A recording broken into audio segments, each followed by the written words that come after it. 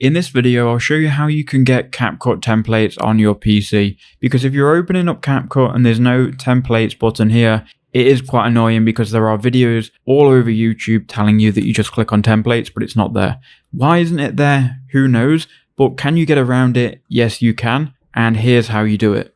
So if you go to a web browser and then you go to CapCut on the web, there will actually be templates available for some weird reason. So you will need to log into a CapCut account, but you can then go to templates and then here you can gain access to all of these templates, right? Click on whichever template that you want to edit. So we'll click on this one. We can then click use this template. We will then go in and we can upload media here and use it in the template. We could then export this template once done and you can then download it. So that's the workaround. I'm not sure why it isn't showing in the CapCut desktop version, but that's how I would do it. Thanks for watching.